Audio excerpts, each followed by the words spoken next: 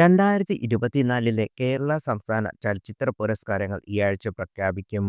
അവസാന റൗണ്ടിൽ 36 സിനിമകൾ തിരഞ്ഞെടുക്കപ്പെട്ടിട്ടുണ്ടെന്നും ഒക്ടോബർ 31-ന് പുരസ്കാര പ്രഖ്യാപനം ഉണ്ടാക്കുമെന്നും റിപ്പോർട്ടുകളുണ്ട്. ഇതിന് പിന്നാലെ മികച്ച നടനുള്ള പുരസ്കാരം ആര് നേടുമെന്ന കാര്യത്തിൽ ഓൺലൈനിൽ ചർച്ച തകൃതിയാണ്.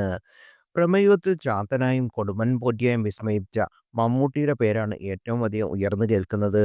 കഴിഞ്ഞ വർഷം ചെയ്ത എല്ലാ സിനിമകളിലും ഒന്നിനൊന്ന് വ്യത്യസ്ത പ്രകടനം കാഴ്ചവെച്ച ആസിഫിനും അവാർഡിന് അർഹനാണെന്ന് പലരും അഭിപ്രായപ്പെടുന്നു.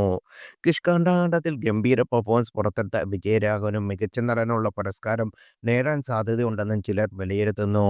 ഇവർക്കൊപ്പം മോഹൻലാലിനും അവാർഡിന് അർഹതയുണ്ടെന്ന് ആരാധകർ അഭിപ്രായപ്പെടുന്നു. ലിജോ ജോസ് പല്ലിശ്ശേരി സംവിധാനം ചെയ്ത മലൈക്കോട്ടെ വാലിബലിലെ പ്രകടനം മികച്ചതാണെന്നും മോഹൻലാലിനും അവാർഡ് നൽകണമെന്നാണ് ആരാധകരുടെ അഭിപ്രായപ്പെടുന്നത്. ഇതിന് ചിലർ നൽകുന്ന ന്യായീകരണമാണ് സോഷ്യൽ മീഡിയയിൽ ചർച്ചാ വിഷയം. രാജസ്ഥാനിലെ ചുട്ടുപൊള്ളുന്ന മരുഭൂമിയിൽ വെയിലും പൊടിയും സഹിച്ചാണ് മോഹൻലാൽ മലൈക്കോട്ടെ വാലിബനിൽ അഭിനയിച്ചതെന്ന് ചില ആരാധകരുടെ ഐഡിയിൽ അഭിപ്രായപ്പെടുന്നു. ഈ ഡെഡിക്കേഷന് അവാർഡ് നൽകിയില്ലെങ്കിൽ ഇത് നീതികേടാക്കുമെന്ന് ഇക്കൂട്ടർ പറയുന്നുമുണ്ട്. ആരാധകർ കമന്റിന്റെ സ്ക്രീൻഷോട്ട് ഇതിനോടകം വൈറലായി മാറിയിരിക്കുകയാണ്. ആരാധകർ കമന്റ് മറുപടിയായി ചില സർക്കാസം പോസ്റ്റുകളും സോഷ്യൽ മീഡിയയിൽ പ്രത്യക്ഷപ്പെട്ടു.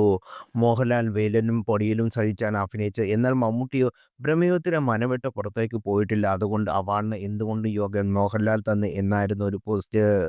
അഭിനയത്തിലാണോ വെയിൽ കൊണ്ടതിനാണ് അവാർഡ് കൊടുക്കുന്നത്? മോഹൻലാൽ മണലിൽ കിടന്നുറങ്ങി, ഫാൻസ് തിയേറ്ററിൽ കിടന്നുറങ്ങി. ഈ പടത്തിന് അവാർഡ് വേണോ? മികച്ച നടനുള്ള അവാർഡിന് പുറമെ നവാഗത സംവിധായകനുള്ള അവാർഡും മോഹൻലാലിന് കൊടുക്കാം എന്നിങ്ങനെ പോസ്റ്റിന് താഴെ വരുന്ന കമന്റുകൾ.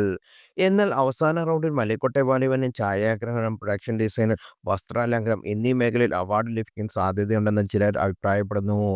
ആരാകും അവാർഡ് ജേതാവെന്ന് അറിയാൻ സിനിമാ പ്രേമികൾ ആവേശത്തോടെ കാത്തിരിക്കും.